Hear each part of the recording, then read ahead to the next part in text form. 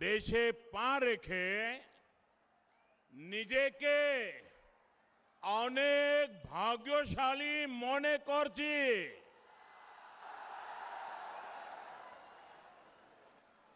मेरे लिए ये बहुत सुखद है कि आज जब देश आजादी का अमृतोत्सव मना रहा है, तब मैं जंगल महल की इस पवित्र धरती पर आने का मुझे सौभाग्य मिला है। ऋषि निवारण चंद्र, मानभूम केसरी अतुल चंद्र घोष, मानभूम जननी लावण्या प्रभा घोष की इस कर्म भूमि को मेरा शत शत प्रणाम। भगवान बिरसा मुंडा, सिद्धू कान्हा, पंडित रघुनाथ मुर्मू, अनेक वीर ऐसे राष्ट्र नायकों को मैं आज आदरपूर्वक नमन करता हूं, उन महापुरुषों को वंदन करता हूं। ये धरती भगवान राम और मां सीता के वनवास की भी साक्षी रही है। ये ऐसी धरती है जहां अयोध्या पर्वत है, सीता कुंड है। इतना ही नहीं, अयोध्या नाम से ग्राम पंचायत भी है। कहते हैं कि वनवास के दौरान जब मां सीता को प्यास लगी थी तो राम जी ने जमीन पर बाण मारकर पानी की धारा निकाल दी थी। सोचिए, तब पुरलिया में भूजल की क्या स्थिति रही होगी। और ये विडंबना है कि आज पुरलिया में पानी का संकट ये बहुत बड़ी समस्या है। यहां के किसानों को, मेरे आदिवासी वनवासी भाई बहनों को इतना पानी भी नहीं मिलता कि वो सही से खेती कर सकें। यहां की महिलाओं को पीने के पानी के इंतजाम के लिए बहुत दूर तक पैदल चलकर जाना पड़ता है। पहले वामपंथियों की सरकार और फिर टीएमसी सरकार ने यहां पर उद्योग धंधे पनपने नहीं दिए। फिर यहां जितना सिंचाई के लिए काम होना चाहिए था वो भी नहीं हुआ। कम पानी की वजह से पशुओं को पालने में जो दिक्कत होती है वो भी मैं भली भांति जानता हूं। खेती किसानी को अपने हाल पर छोड़कर टीएमसी सरकार सिर्फ अपने खेल में ही लगी रही। इन लोगों ने पुरलिया को दिया है जल संकट से भरा जीवन। इन लोगों ने पुरलिया को दिया है पलायन। इन लोगों ने पुरलिया के गरीबों को दिया है भेदभाव भरा शासन।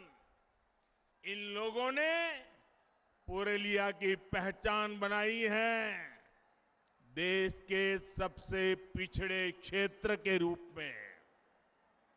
ये लोग कैसे काम करते हैं, इसका बहुत बड़ा उदाहरण है Purulia piped water supply project 8 साल हो गए, ये अब तक अधूरा पड़ा है। साहेब बांध सरोवर की स्थिति भी आपके सामने है। यहां के किसानों को, यहां के लोगों को इसका जवाब कौन देगा दीदी?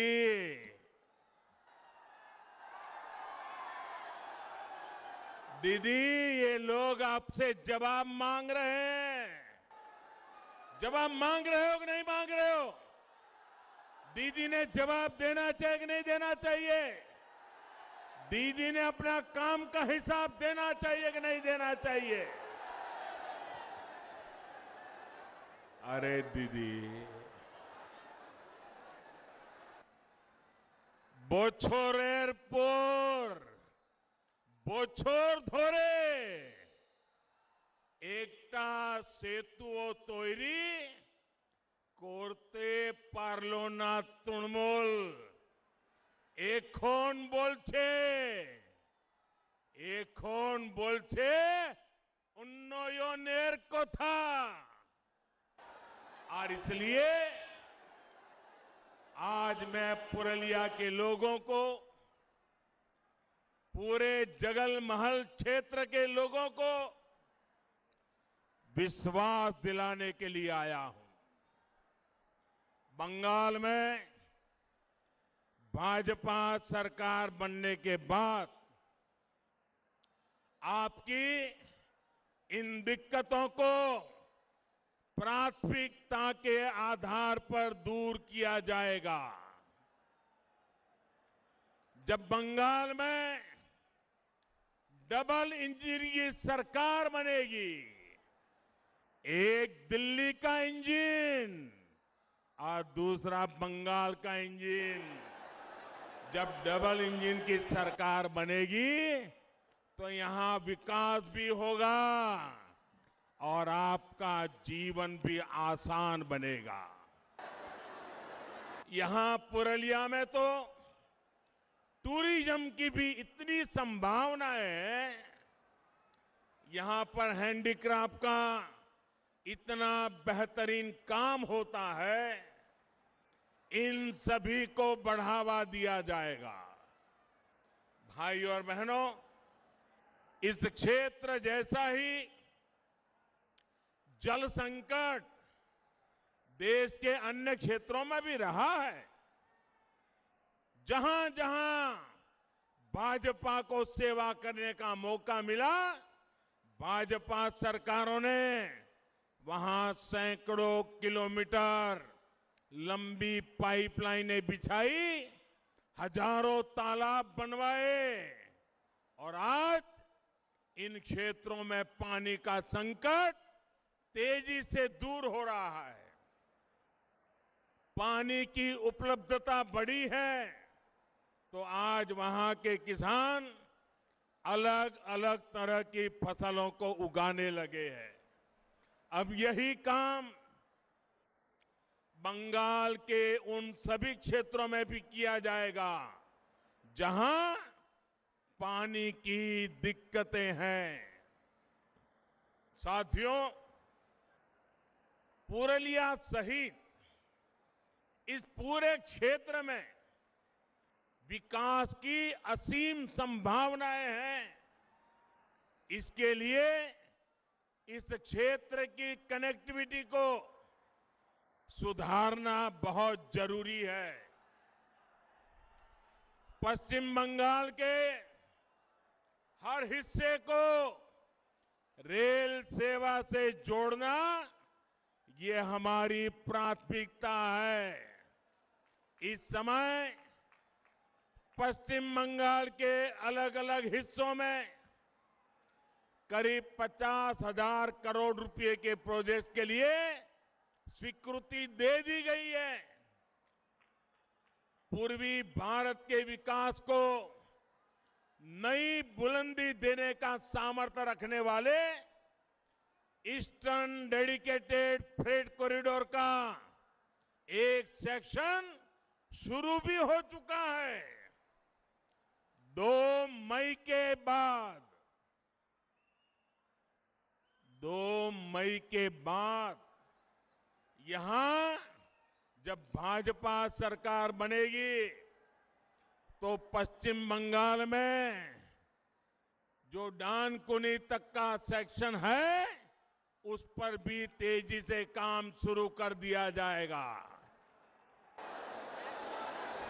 पुरलिया भी इस कॉरिडोर से जुड़ेगा और यहां उद्योगों के लिए, रोजगार के लिए अनेक अवसर बनेंगे। रेल के अलावा रोड कनेक्टिविटी को भी सशक्त किया जा रहा है। इस वर्ष के केंद्र सरकार के बजट में पश्चिम बंगाल में हाईवे का सिस्टम मजबूत करने के लिए हजारों करोड़ रुपयों की भी विशेष व्यवस्था की गई है।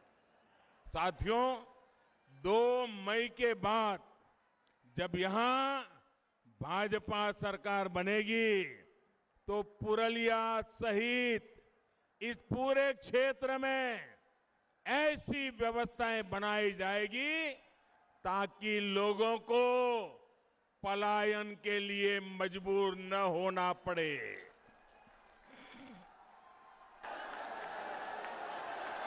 यहां कृषि आधारित उद्योगों को बल दिया जाएगा ताकि यहां के युवाओं को यहीं पर ज्यादा से ज्यादा रोजगार मिल सके। दलित, आदिवासी, पिछड़े इलाकों के हमारे युवा भी रोजगार के अवसरों से जुड़ सके, इसके लिए अनेक कौशल विकास पर और ज्यादा फोकस किया जाएगा। यहां के छाऊ कलाकारों, यहां के हस्तशिल्पियों को कमाई और मान सम्मान से जुड़ी दूसरी सुविधाएं मिले, ये सुनिश्चित किया जाएगा। साथियों, पुरलिया और जगलमहल के सामर्थ्य के साथ हमेशा अन्याय किया गया है। मैं आपका दुख, आपकी तकलीफ दिल्ली में रहते हुए भी भली भांति समझता हूं। इसलिए इसे दूर करने का भरोसा आपको मैं दे रहा हूं। मैं जानता हूं किस तरह यहां के युवाओं का हक तुष्टीकरण के नाम पर आपसे छीन करके, आपके अधिकार का आपके छीन करके किसी और को दे दिया गया। मैं जानता हूं कि इस तरह ओबीसी समुदाय से आने वाले मेरे अन्य भाई बहनों के साथ यहां पर विश्वासघात किया गया है। मां, माटी, मानुष की बात करने वाली दीदी को अगर दलितों, पिछड़ों, आदिवासियों, वनवासियों के प्रति ममता होती तो वो ऐसा कभी नहीं करती। यहां तो दीदी की निर्मम सरकार ने माओवादियों की एक नई नस्ल बना दी है जो टीएमसी के माध्यम से गरीबों का पैसा लूटती है, गरीबों के हकों को लूटती है। पूरा बंगाल जानता है, कोयला माफिया, बालू माफिया, इन लोगों को किसका संरक्षण मिला हुआ है। अपने राजनीतिक लाभ के लिए दीदी की सरकार माओवादी हिंसा को भी बढ़ावा देती है और इन सब का नुकसान उठाना पड़ता है आपको, मेरे गरीब भाइयों बहनों को, मेरे नौजवानों को, मेरी माताओं बहनों को, यहां की महिलाओं को, यहां के बच्चों को। और इसलिए आज बंगाल की जनता कह रही है, आज बंगाल की जनता कह रही है, एक एक बंगाली कह रहा है, अत्याचार अनेक করেছো দিদি,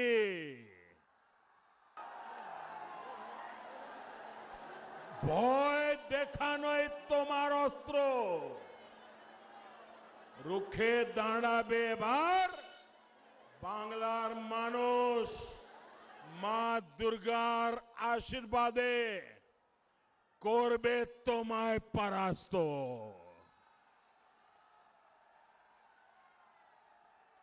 भाई और बहनों, आपका यह उत्साह दिखा रहा है कि टीएमसी की पराजय तय है। तय है ना? तय है ना? इस बार बंगाल में सिंडिकेट वालों की पराजय होगी। इस बार बंगाल के चुनाव में कटमनी वालों की पराजय होगी। इस बार बंगाल के चुनाव में तोलबाजों की पराजय होगी। पश्चिम बंगाल में टीएमसी के दिन अब गिनती के ही रह गए हैं और ये बात ममता दीदी भी अच्छी तरह समझ रही है और इसलिए वो कह रही है, फेला हो गए, फेला हो गए। जब जनता की सेवा की प्रतिबद्धता हो, जब बंगाल के विकास के लिए दिन रात एक करने का संकल्प हो, तो दीदी खेला नहीं खेला जाता, दीदी खेला नहीं खेला जाता। और इसलिए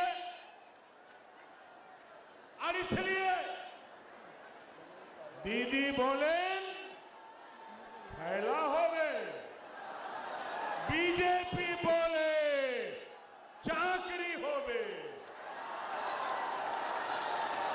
दीदी बोले खेला हो गए, बीजेपी बोले विकास हो गए, दीदी बोले खेला हो गए, बीजेपी बोले शिक्षा हो गए, दीदी बोले खेला हो गए, बीजेपी बोले महिलादेर उत्थान हो गए, दीदी बोले खेला हो गए, बीजेपी बोले যুব শক্তির সম্পূর্ণ বিকাশ হবে,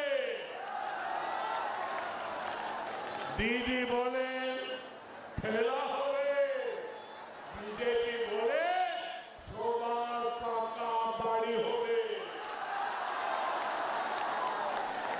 दीदी बोले खेला হবে, बीजेपी बोले प्रत्येक घरे कल হবে और कले পরিষ্কার জল হবে, दीदी बोले खेला হবে, बीजेपी बोले ग्रामे ग्रामे জন সুবিধা হবে, दीदी बोले खेला होवे, बीजेपी बोले अस्पताल होवे। दीदी बोले खेला होवे, बीजेपी बोले स्कूल होवे। दीदी स्कूल होवे। दीदी ओ दीदी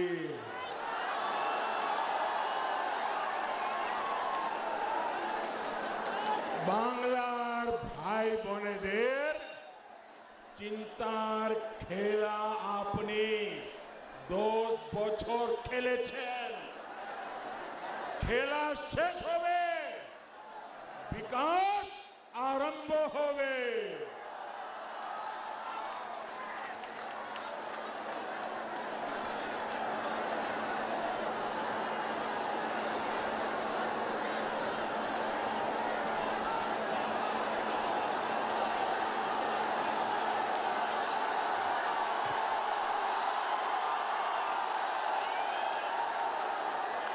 आपका ये प्यार, आपका ये आशीर्वाद, ये बंगाल का मिजाज है। साथियों,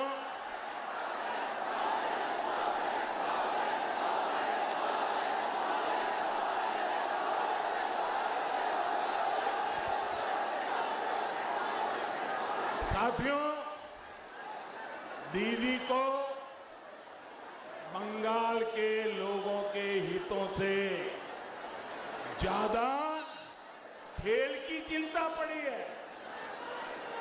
लेकिन दीदी ये भूल रही है कि इस बार खुद बंगाल की जनता उनके विरोध में खड़ी है।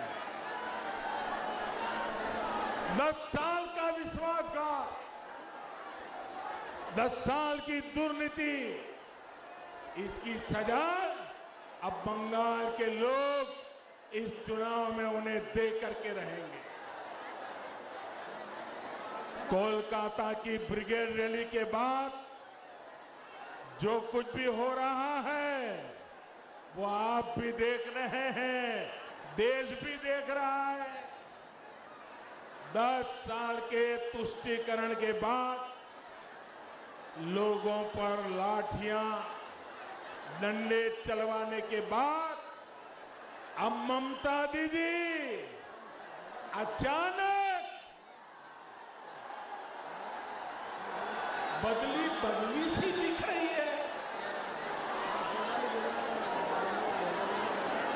ये हृदय परिवर्तन नहीं है, ये हारने का डर है। ये बंगाल की जनता की नाराजगी है जो दीदी से सब कुछ करवा रही है। दीदी आप ये सब करते रहिए, हर तरह से खेलते रहिए, लेकिन ये मत भूलिए कि बंगाल की जनता की याददाश्त बहुत तेज होती है। बंगाल की जनता को याद है कि गाड़ी से उतरकर आपने कितने लोगों को डांटा फटकारा और पुलिस को कह रहे थे पकड़ो, जेल में डाल दो। तुष्टीकरण के लिए आपकी हर कार्रवाई बंगाल के लोगों को याद है। साथियों, आपको याद है ना, दीदी के सारे कारनामे याद है ना, बंगाल की जनता को याद है जब आपने देश की सेना पर तख्ता पलट की कोशिश का आरोप लगाया। जब पुलवामा हमला हुआ तो आप किसके साथ खड़ी थी, ये भी बंगाल के लोग भूले नहीं हैं। साथियों, 2-3 दिन पहले दिल्ली की एक अदालत ने एक बहुत बड़ा फैसला सुनाया। ये फैसला बाटला हाउस एनकाउंटर से जुड़ा है। इस एनकाउंटर ने भारत में आतंकवाद और आतंकवाद के पीछे जो ताकतें हैं उनके असली चेहरे को उजागर कर दिया। इसी एनकाउंटर में एक आतंकी की गोली ने देश के जांबाज सपूत इंस्पेक्टर मोहन चंद्र शर्मा जी को शहीद कर दिया था।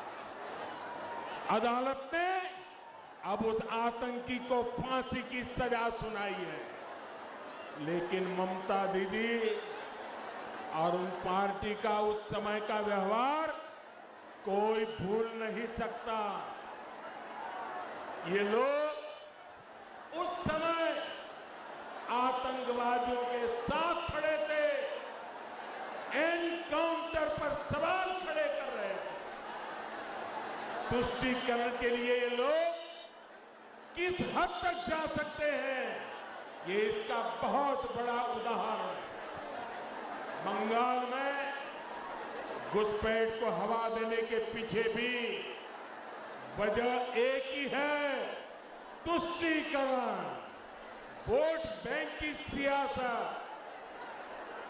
देश को वंदे मातरम का पाठ पढ़ाने वाली इस पवित्र धरती पर दीदी के इस व्यवहार की उम्मीद किसी को नहीं थी। इसलिए बंगाल के लोग बहुत पहले से मन बना चुके हैं। बंगाल के लोग बहुत पहले से कह रहे हैं, लोकसभा में टीएमसी हाफ और इस बार पूरी साफ।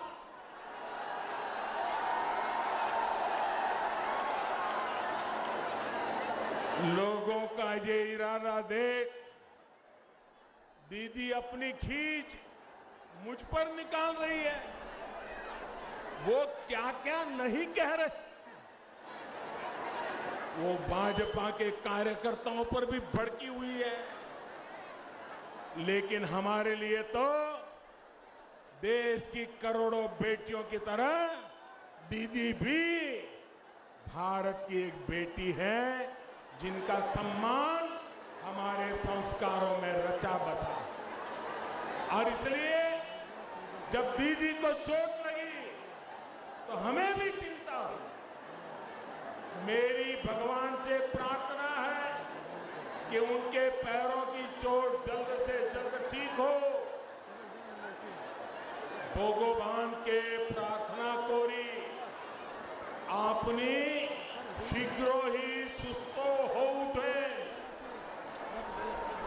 साथियों, पश्चिम बंगाल तभी प्रगति कर सकता है जब विकास प्रक्रिया में सभी साझेदार एक साथ आ सके। लेकिन दलित दीदी ने बंगाल के दलितों, पिछड़ों, आदिवासियों, वनवासियों को कभी अपना साझेदार माना ही नहीं। बीते 10 सालों में कट, कमीशन और तोलाबाजी कल्चर का सबसे बड़ा नुकसान बंगाल के गरीब, बंगाल के दलित, बंगाल के वंचित, बंगाल के आदिवासी को ही हुआ है। यहां जो लाखों गरीबों को पक्के घर मिल रहे हैं, उसमें भी टीएमसी के तोलाबाज हर कदम पर अड़ंगा लगाते हैं। केंद्र से गरीब के लिए सस्ता चावल भेजा जाता है, उसको भी टीएमसी के तोलाबाज नहीं छोड़ते। बीते साल कोरोना के समय जब महीनों तक मुफ्त चावल और दाल का प्रबंध किया गया, तो दीदी के तोलाबाजों ने उसमें भी घोटाला कर दिया। साथियों, आप याद करिए, जब अम्फान साइक्लोन आया और बंगाल की जनता राज्य सरकार की ओर उम्मीद लगाए देख रही थी, तो दीदी ने क्या किया था? अगर सहायता राशि चाहिए तो एक हिस्सा पार्टी ऑफिस में जमा करवाइए, अगर नुकसान न भी हुआ हो तो भी आपको सहायता राशि मिल सकती है। बल्कि एक ही शर्त है, पहले पार्टी ऑफिस में पैसे जमा करके आ जाइए।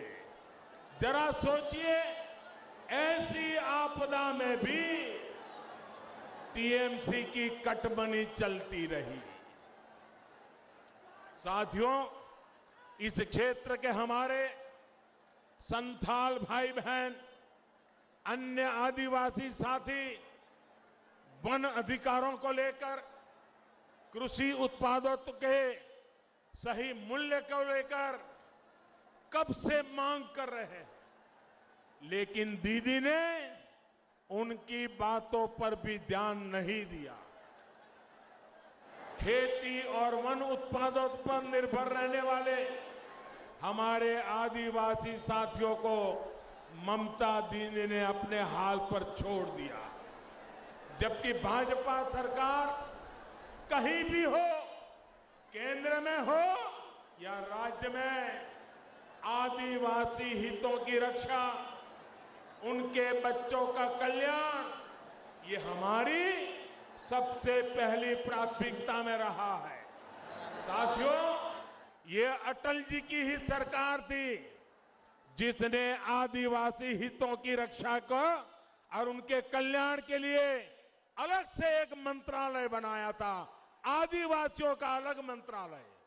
आदिवासी हितों के लिए केंद्र सरकार ने अलग बजट बनाया, अनेक योजनाएं शुरू की गई है।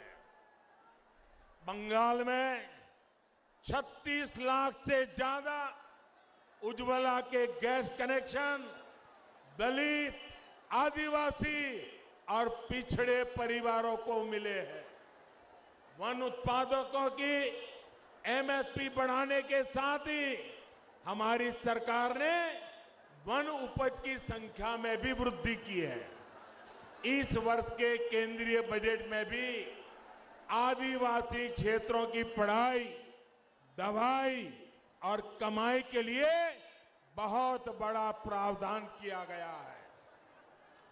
केंद्र सरकार ने दलित परिवारों, एससी परिवारों के बच्चों को पढ़ाई और कमाई के बेहतर अवसर देने के लिए आर्थिक मदद बहुत ज्यादा बढ़ाई है। डबल इंजन की सरकार बनने के बाद इसका लाभ बंगाल के लाखों दलितों, लाखों मेरे आदिवासी बच्चों को भी होगा। आदिवासी बच्चों को अच्छी शिक्षा मिले, इसके लिए सैकड़ों एकलव्य स्कूल खोले जा रहे हैं। यहां का एकलव्य स्कूल भी गरीब आदिवासी बच्चों का भविष्य बनाने के लिए काम करेगा। स्वतंत्रता आंदोलन में आदिवासी महापुरुषों ने योगदान का गौरवगान, उनके त्याग, तपस्या और बलिदान का गौरवगान, इसको आने वाली पीढ़ियां याद रखे, आदिवासी वीर पुरुषों को याद रखे, इसलिए उनके म्यूजियम भी बनाए जा रहे हैं। साथियों, युवाओं को रोजगार यहां बनने वाली भाजपा सरकार की सर्वोच्च प्राथमिकताओं में से एक होगा। यहां की भर्ती परीक्षाओं में जो खेल टीएमसी सरकार ने खेले हैं, वो सारे खेल बंद किए जाएंगे। जो युवा, जो शिक्षक परीक्षा देने के बाद बरसों से इंतजार कर रहे हैं, उनकी मुश्किलें भी दूर की जाएगी। राज्य सरकार में जो कर्मचारी कॉन्ट्रैक्ट पर है, सभी की स्किल और ज्यादा बढ़े, वो और अच्छी तरह से बंगाल के विकास में योगदान कर सके, इस पर भी बहुत जोर दिया जाएगा। राज्य सरकार के जो बाकी कर्मचारी हैं, उन्हें भी ममता सरकार द्वारा अनेक सुविधाओं और मानदेयों से वंचित रखा गया है। भाजपा सरकार में ये सारी विसंगतियां दूर की जाएगी।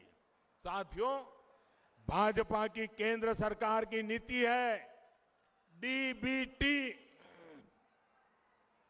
डीबीटी यानी डायरेक्ट बेनिफिट ट्रांसफर। पश्चिम बंगाल में दीदी सरकार की दुनीति है टीएमसी यानी ट्रांसफर माय कमीशन। हम डीबीटी वाले हैं जो डायरेक्ट बेनिफिट ट्रांसफर की बात करते हैं, वो टीएमसी ट्रांसफर माय कमीशन में ही डूबे हुए। यहां आयुष्मान योजना क्यों नहीं लागू हुई? क्योंकि ट्रांसफर माय कमीशन नहीं हो पाया। यहां किसानों के बैंक खातों में हजारों रुपए जाने से क्यों रोक दिया गया? क्योंकि ट्रांसफर माय कमीशन नहीं हो पाया। अब आप ही बताइए साथियों, पश्चिम बंगाल में भाजपा सरकार चाहिए कि नहीं चाहिए? पश्चिम बंगाल का विकास चाहिए कि नहीं चाहिए? पश्चिम बंगाल के नौजवानों का भविष्य चाहिए कि नहीं चाहिए? पश्चिम बंगाल के आदिवासियों को हक मिलना चाहिए कि नहीं मिलना चाहिए? पश्चिम बंगाल की माताओं बहनों को सम्मान मिलना चाहिए कि नहीं मिलना चाहिए?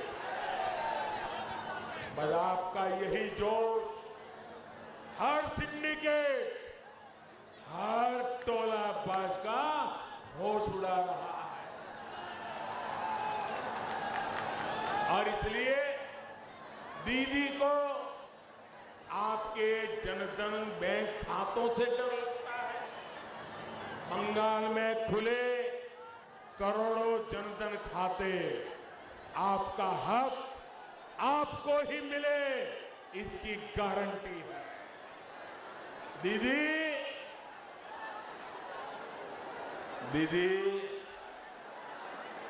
दीदी चांद चोरीर खेला चलते थाको, आमरा चाहिए खेला शेष हो। और इसलिए आज पुरुलिया के लोगों का, जगल महल का, बंगाल का दीदी को संदेश साफ है, चूरीर खेला छोलबे ना, छोलबे ना। मेरे साथ बोलिए, चूरीर खेला छोलबे ना, छोलबे ना। चूरीर खेला, चूरीर खेला, चूरीर खेला। अरे दोनों हाथ ऊपर करके पूरी ताकत से बोलिए, चूरीर खेला, चूरीर खेला। साथियों, आपकी एक गर्जना बताती है कि दीदी सरकार जाने का काउंटडाउन शुरू हो चुका है। अब बंगाल के भ्रष्टाचार से, कुशासन से मुक्त होने का समय आ गया है। क्या हालत बना दी है दीदी ने बंगाल की। क्राइम है, क्रिमिनल है, लेकिन जेल में नहीं है। माफिया है, घुसपैठिए हैं, लेकिन खुलेआम घूम रहे हैं। सिंडिकेट है, स्कैम है, लेकिन कार्रवाई नहीं होती है।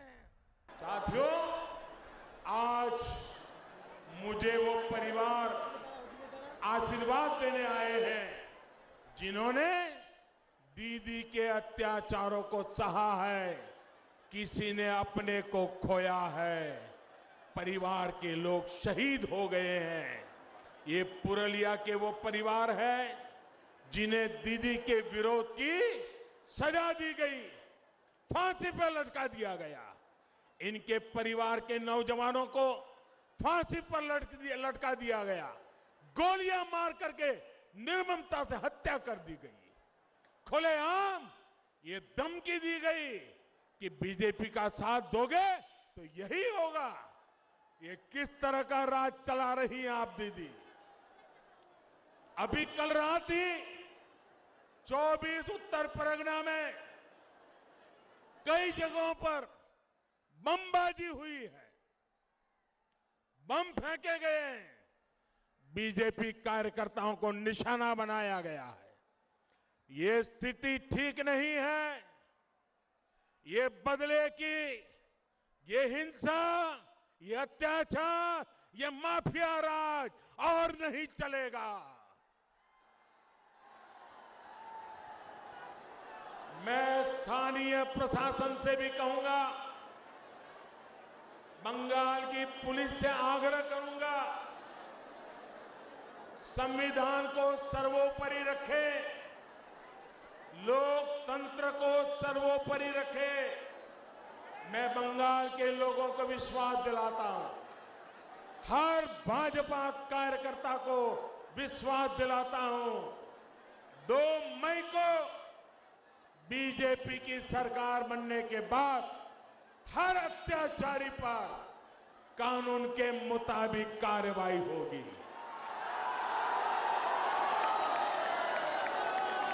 बीजेपी की सरकार में कानून का राज फिर से स्थापित किया जाएगा। क्रिमिनल, माफिया और भ्रष्टाचारी को कानून जेल के हवाले करके रहेगा। मेरे प्यारे भाइयों बहनों, हमारे लिए जनता जनार्दन ही ईश्वर का रूप है। 130 करोड़ देशवासी, यही हमारे परमात्मा है। उनकी प्रतिष्ठा, उनका पराक्रम, उनकी सेवा के लिए हम जी जान से जुटे हैं। हम रामकृष्ण परमहंस की सीख को जीवन में उतारने वाले रामकृष्ण परमहंस देव ने कहा था, जीव में ही शिव को देखो। हम जीव में ही शिव को देख करके 130 करोड़ देवता रूप देशवासियों की सेवा करने में लगे हुए हैं। हम सबको मिलकर गुरुदेव रविंद्रनाथ ठाकुर, नेताजी सुभाष चंद्र बोस, स्वामी विवेकानंद जैसे महान व्यक्तित्वों के सपनों को, उन सपनों को साकार करते हुए सोनार बांग्ला का फिर से निर्माण करना है। वो सोनार बांग्ला जहां बंगाल के स्वर्णिम गौरव का समावेश होगा और आत्मनिर्भर का सामर्थ्य होगा। वो सोनार बांग्ला जहां हर गरीब, मजदूर, आदिवासी, किसान भाई बंधु एक सम्मानित जीवन जिए। वो सोनार बांग्ला जहां की मां, बहन, बेटी सब सुरक्षित और भय मुक्त रहे।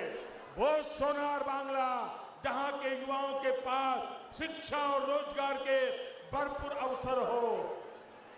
वो सोनार बांग्ला जहां उद्योगों की कोई कमी न हो। वो सोनार बांग्ला जहां तोलाबाजी, कटमनी, सिंडिकेट जैसे भ्रष्टाचार के लिए कोई जगह न हो। वो सोनार बांग्ला जहां गुंडे, अपराधी, उग्रवादियों की जगह जेल में हो, सड़कों पर न हो। वो सोनार बांग्ला जहां सबके पास एक आवास हो, हर घर सब जाल पहुंचे, आयुष्मान भारत का साथ रहे। आज पूरा बंगाल हमारी भारतीय जनता पार्टी के साथ मिलकर इसी सोनार बांग्ला के पुनर्निर्माण के लिए संकल्पबद्ध है। मैं देख रहा हूं बंगाल की यह धरती सोनार बांग्ला का अब और इंतजार नहीं कर सकती। इसलिए अब यह तय हो गया है 2 मई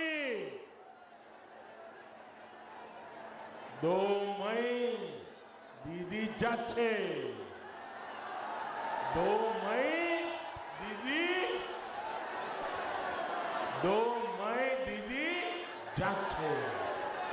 2 मई दीदी जाच्छे। 2 मई যাচ্ছে আসল পরিবর্তন আছে, আসল পরিবর্তন আছে। इस बार भय नहीं सिर्फ जय, भय नहीं सिर्फ जय। पश्चिम बांग्लार मानुषेर जय। इस बार जोर से छाप कमल छाप, इस बार जोर से छाप कमल छाप। आपका एक एक वोट डबल इंजन की ताकत बनेगा। कमल छाप पर पड़ा हर वोट आशोल परिवर्तन लाएगा, सोनार बांग्ला का निर्माण करेगा। बंगाल के एक एक व्यक्ति को याद रखना है, ये समय अपनी मातृभूमि के लिए कुछ कर गुजरने का समय है। ये हमारे बंगाल को कुशासन से मुक्त करने का समय है। ये दमनकारी अत्याचारी शासन से बंगाल को मुक्त करने का समय है। ये अपने आदर्शों और विचारों के लिए पूरी ताकत लगा देने का समय है।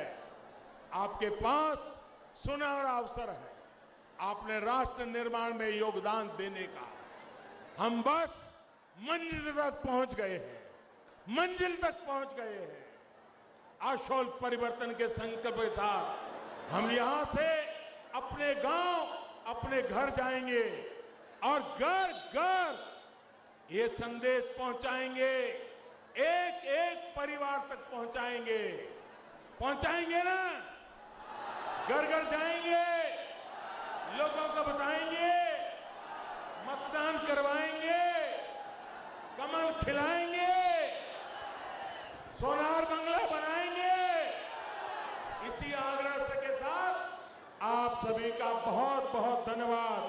मेरे साथ पूरी ताकत से बोलिए, दोनों हाथ ऊपर करके बोलिए, भारत माता की, भारत माता की, भारत माता की।